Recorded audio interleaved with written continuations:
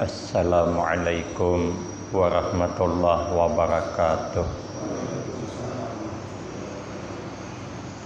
Bismillahirrahmanirrahim. Alhamdulillahi rabbil alamin. Wassalatu wassalamu ala asyrafil anbiya wal mursalin wa ala alihi wa ashabihi ajma'in. La haula wa la quwwata illa billahil aliyyil azim. Rabbi shrah li sadri wa yassir li amri wahlul 'uqdatam min lisani yafqahu qawli. Amma ba'du, fa aqulu wa 'alallahi tawakkuli. Ma'asyiral hadirin, jamaah pengajian yang mulia, meneruskan daripada pengajian kita yang lalu. Qala Luqmanu libnihi, berkata oleh Luqman kepada anaknya yang bernama Saran. Apa kata Imam Luqmanul Hakim? Ya bunayya, hai anakku, innal hikmata an ta'mala asra khisal. Sesungguhnya hikmah besar, kebaikan yang banyak, ilmu yang manfaat, yaitu bahwa mau mengamalkan engkau akan 10 macam perkara. Kalau yang 10 macam perkara ini kau amalkan, maka banyak kebaikan yang engkau dapati, banyak manfaat yang engkau miliki.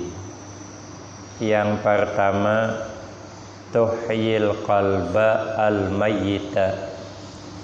Kata Imam Luqmanul Hakim, engkau selalu menghidupkan akan hati yang mati. Hati jangan sampai mati.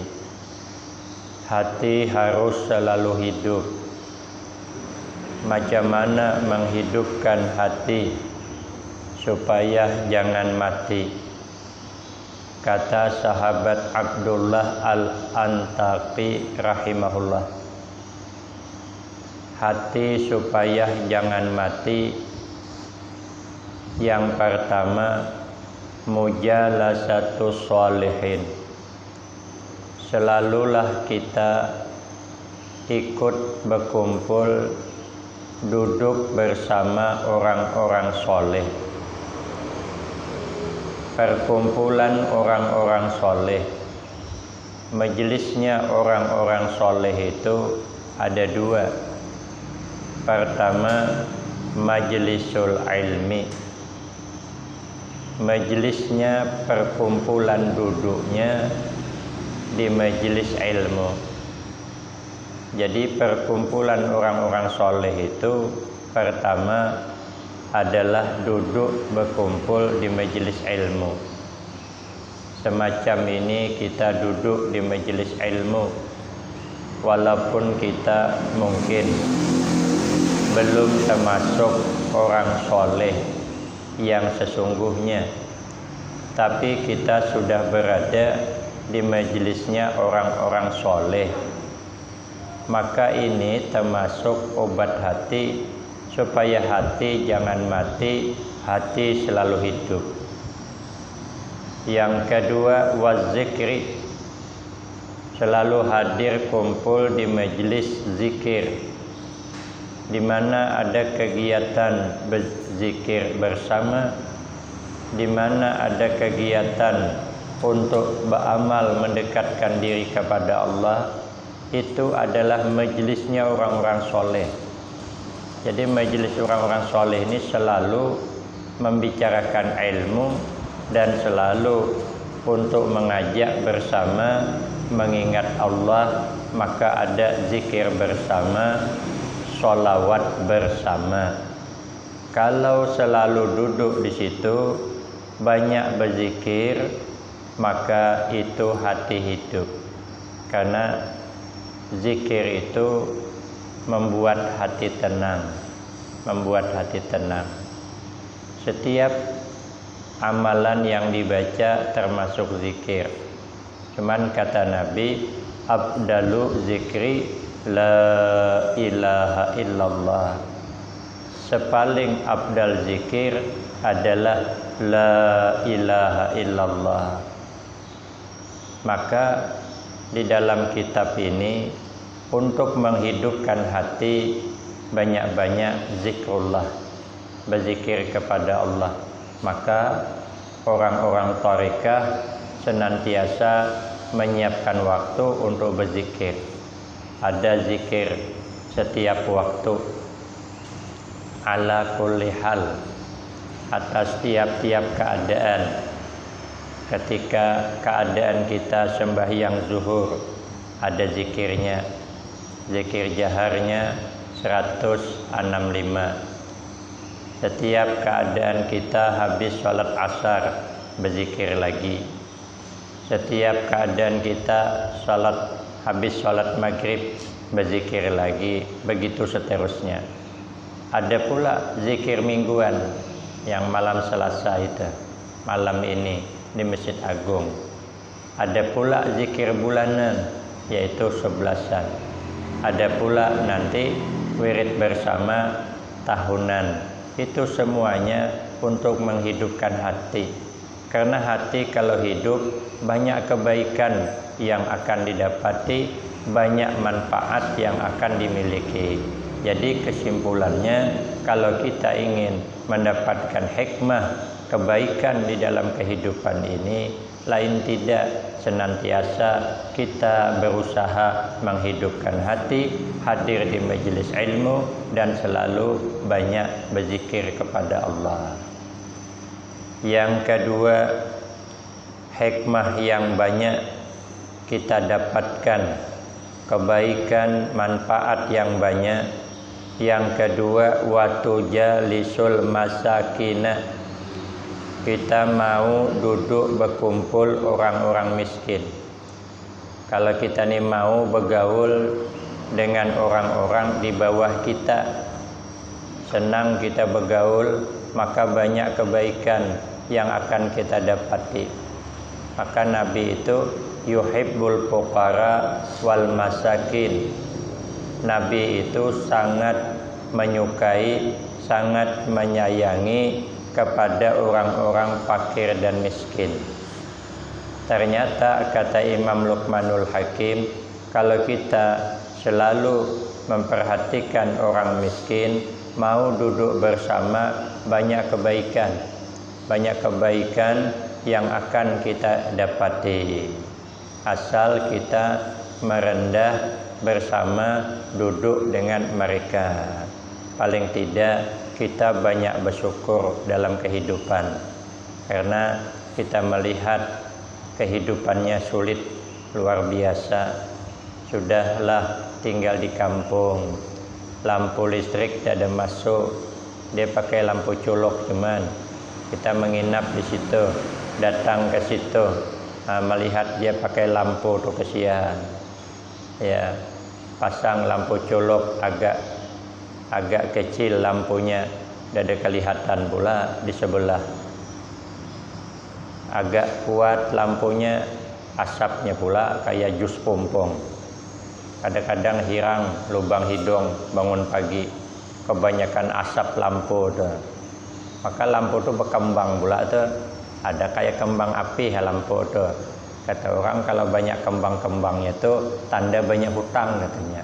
Paksa membuangi Jadi kami di kampung tuh takut kalau itu banyak berkembang-kembang sumbu lampu tuh. Apa tidak berkembang itu hidup terus. Nah, kecil apinya salah, besar salah juga. Begitu kehidupan di kampung. Tikar begitu pula. Tikar sembahyang ini bukan sejadah macamnya kita nih. Kami dulu waktu tinggal di kampung, sejadah itu tikar pandan. Pandan itu di ayam, agak curing depannya kayak kepala masjid depannya. Nah, itulah dipakai. Itu habis sembahyang digantung. Kalau tidak digantung nanti dikokot kucing. Kucing ini juga menggaruk kuku ke tikar kawahan. Apa tidak berbulu-bulu tikarnya? Ada kayak kita di sini kan enak hambal, pakai keramik. Di kampung nah, kesian. Lantai nibung. Lantai nibung tuh lebih besar daripada batang pinang. Kalau batang pinang dibikin lantai dia cepat lapuk. Kalau nibung tuh tahan. Itu lantai nibung tuh nah. Kalau kita duduk bergerak kawan di depan tuh bisa terjepit nih. Pantat terjepit. Maka ada orang sembahyang di rumah mertua terjepit pantat tuh. Menangis. Apa tidak menangis? Dia bisa bergerak. Kalau sekarang kita enak di kampung pun masih enak dah. Papan masih lantainya. Kalau dulu kami masih nibung lagi. Saya menyicip tuh. Lantai nibung tuh nyicip. Enak, tenang kalau berkawan dengan orang-orang susah. Kami waktu susah di kampung itu terkawan enak nian. Itu kalau diajak makan, lauk kepala ikan asin pun nikmatnya minta ampun. Sambal acan cuman, sambal terasi itu nah. Kadang-kadang pakai pelam muda itu nikmatnya. Kesian melihat orang-orang makan ala kadarnya, tempat kesian, darurat. Kita berkawan dengan mereka itu bisa melembutkan hati. Hati kita lembut. Tidak mau kita istilahnya kejam dengan orang miskin itu tidak mau. Kesian dia sudah cukup menderita. Kalau kita nanti sombong dengan dia, nambah penderitaannya. Nengok tu je kesian. Kalau kita sudah kesian, dada kita merasa sombong. Bersyukur kita kepada Allah. Ya Allah, alhamdulillah kami nyaman tinggal di pasar. Kalau nak hidupkan lampu tinggal ngatek cuman. Tapi ingat setiap bulan jangan terlambat. Karena denda nanti. Ya, terlambat bayar karena denda. Enak kita tidak memasak tinggal cucuk. Cuman lagi miskoker apa tuh. Kawan di kampung kesian pakai kayu tuh nah. Habis jabul kayak langkau rumah. Apakah ada bihingusan kawan dibuatnya. Jadi kita nih bersyukur. Tidak ada kita tidak sombong dengan orang susah. Malah kita kesian melihat orang susah. Itu hikmah yang didapati kalau kita selalu berkawan dengan orang yang di bawah kita. Tapi sebaliknya kalau berkawan dengan di atas kita, nah itu agak sedikit payah.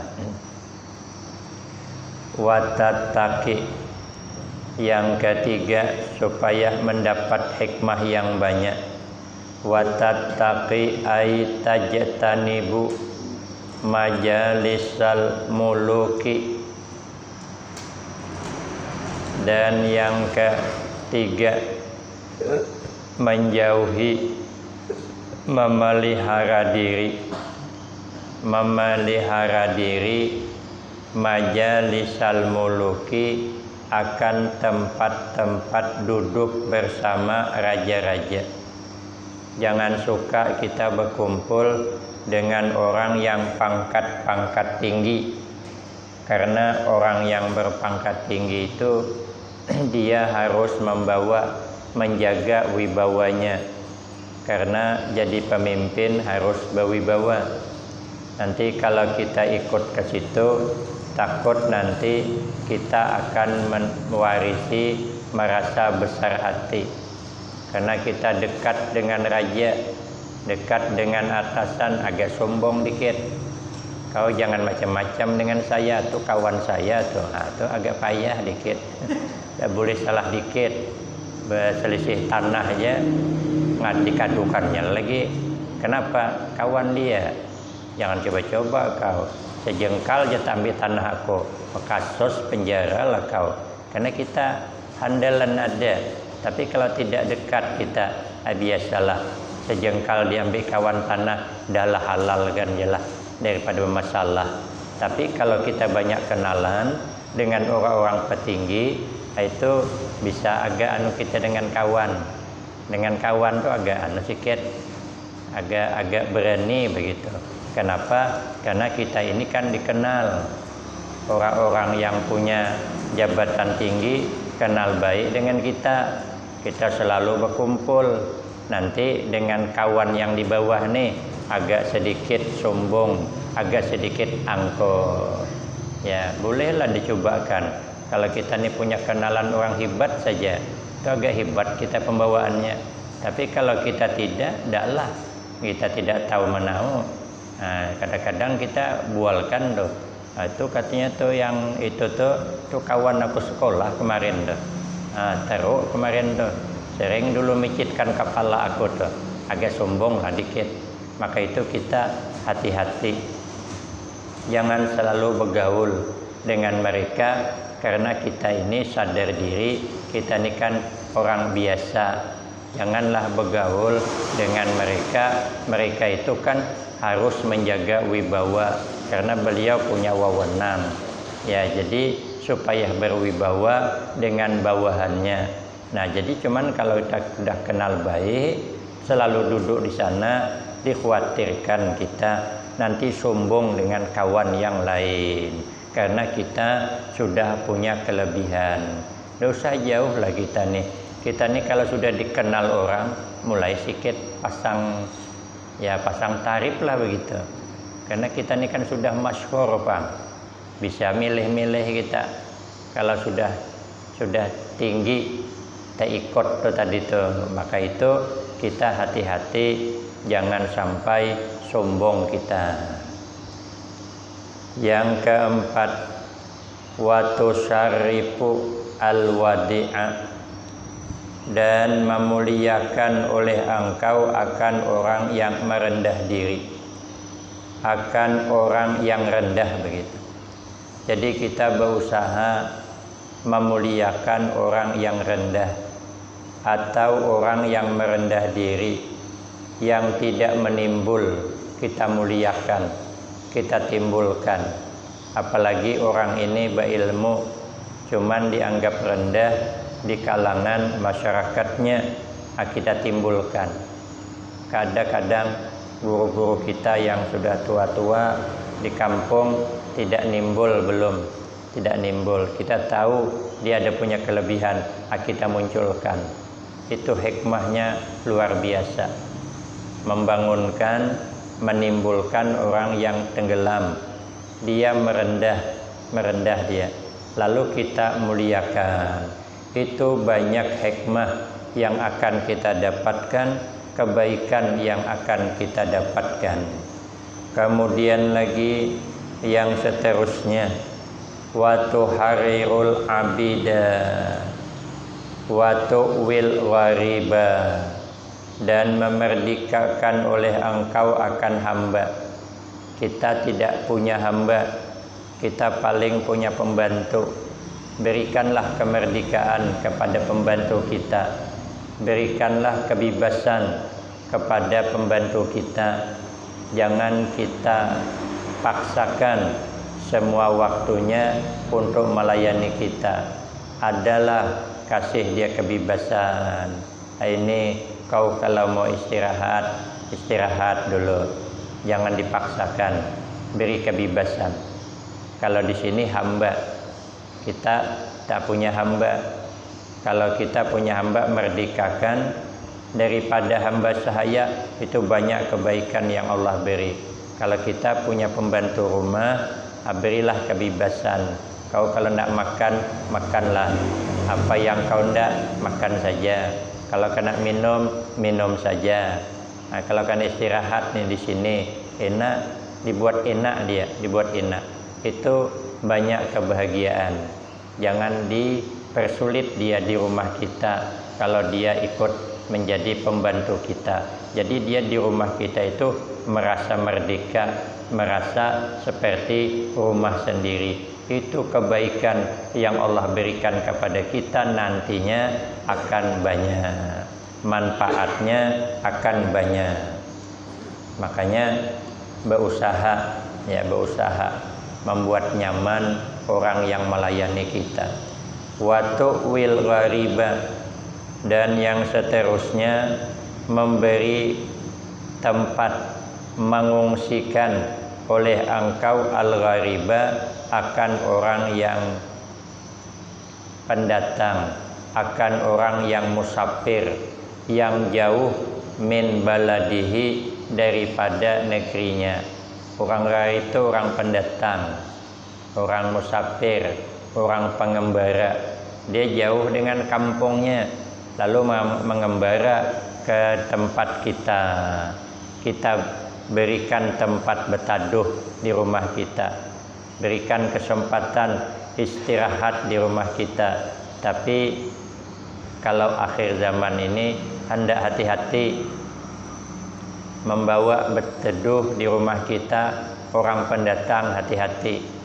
Makanya ada kadang mirik di satu tempat, tamu harap lapor 24 jam, artinya tamu kalau menginap harus lapor. Tapi kalau tamu biasa dosa melapor, taruh RT.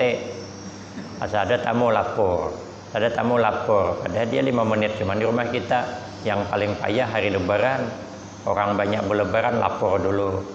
Tunggu dulu Pak ya, saya melapor ke rumah RT. RT dia ada setengah jam tamu menunggu balian. Ini yang 24 jam yang menginap, makanya ada disuruh melapor. Kenapa? Karena kita akhir zaman ini kalau kita bawa berteduh orang yang kita tidak kenal, payah. Kalau nanti subuh orangnya hilang. Kalau orang cuman hilang tidak masalah. Kalau nang HP kawan cuman hilang, jadi tidak bisa kita sembarang membawa berteduh. Maka itu kalau ada orang musafir, apalagi kita lihat bagus dan kita kenal, bawa berteduh. Kalau kita tidak kenal, berikan tempat dia berteduh. Kalau dia nak nginap di rumah kita, kasih duit saja, nginap di hotel. Ayah begitu. Ayah itu ada orang tidak dikenal mau nginap di rumah beliau, kasih beliau duit menginap di penginapan. Itu namanya memberikan tempat untuk berteduh. Kita kalau naruh di rumah agak khawatir gitu. Apalagi saya di rumah saya, anak saya perempuan semua, apa yalah saya. Ya bisa saya mau berteduh di rumah, minta maaf. Jadi kasih kesempatan dia berteduh di penginapan. Orang yang suka menampung orang yang mengembara, orang yang musafir, nanti hikmahnya besar. Nanti suatu saat kita kalau musafir nanti cepat diberikan Allah pertolongan. Asal kalau kita ini suka menolong orang, nanti kita akan ditolong orang. Asal kita suka menolong orang. Kalau kita nanti musafir pernah ditolong orang, nanti kita pun akan punya watak suka menolong orang. Saya pernah undangan di Tembilahan. Saya paginya di Sungai Gebar. Saya jadwal mengambil yang jam 4, bot jam 4 karena ceramahnya malam. Jadi rupanya saya sudah bilang di loket, rupanya bot yang jam 4 itu dicatar orang, lainnya tak berangkat. Jadi saya dihubungi sebenarnya sebelum jam 12, tapi di Sungai Gebar tidak ada signal, tidak ada aktif. Sudah jam 1 saya nyebrang Kuala 2, masuk SMS, bot tidak ada berangkat jam 4, yang berangkat jam 1 ini. Mana terkejar saya masih di jalan. Akhirnya ketinggalan saya bot. Jadi saya telepon ke Tembilahan. Saya minta maaf tidak dapat hadir malam ini. Nanti cari yang lain. Orang tidak mau. Ya bisa Ustaz katanya. Ustaz harus datang. Kami malu nanti. Kami datang kirim undangan. Yang ceramah Ustaz. Kalau datang macam mana kami? Maka yang undang nih Tokeh Walid. Jatuhlah martabat Tokeh. Kalau penceramah kada datang. Akhirnya sudah Ustaz katanya catar bot saja. Kalau catar bot otomatis botnya kecil. Hari sore siapa hendak Saya naik bot besar itu aja ngerinya setengah mati, musim gelombang. Apalagi bot kecil, dandak aku daripada bini janda besok malah aku dan berangkat. Iya, aku tahan bakalahi kada berangkat lah aku kalau bot kecil. Catar aja lah katanya bot kecil, nanti berapa catarannya kita bayar. Saya bilang tidak sanggup saya pakai bot kecil petang. Teleponnya terus, akhirnya ada kawan memberikan saran naik bot Kota Baru. Bot Kota Baru jam 3 berangkat. Akhirnya saya ikutilah naik bot Kota Baru, nanti sampai di proyek naik sebelum Kota Baru tuh. Saya sampai ke situ, alhamdulillah jam 4:30 sampailah dekat Kota Baru di proyek. Ada jerambah Sungai Gergaji itu. Naiklah situ. Ustadz katanya di situ nanti catar saja apa yang bisa dicatar. Kalau ada mobil, catar mobil. Kalau ada motor, catar motor. Banyaklah di situ. Sekalinya entah macam mana, hari kan agak gerimis. Jadi saya naik ke situ, yang ngantar dia adalah yang ojek ada, cuman asik belecak. Mungkin tanggung game, mungkin dia tuh.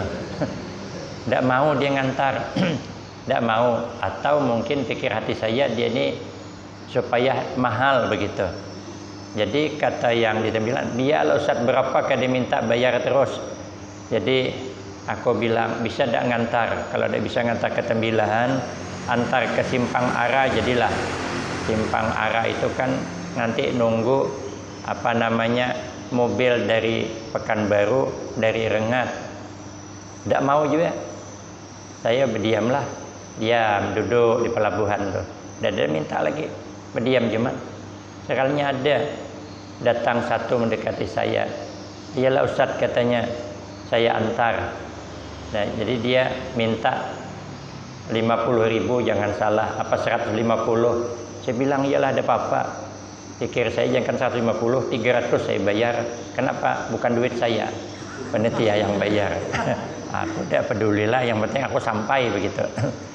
Sekalinya di jalan bercakap saya dengan orang tuh, bercakap.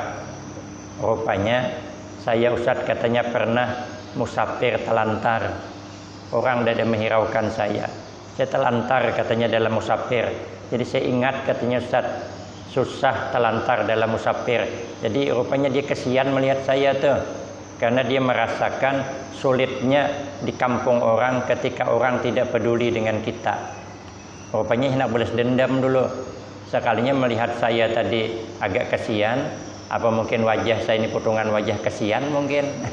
Jadi dia kesian, terbayang dia waktu dia musafir telantar di kampung orang, akhirnya diantar, bercakap, tidak jadi dia ngantar ke Tembilahan.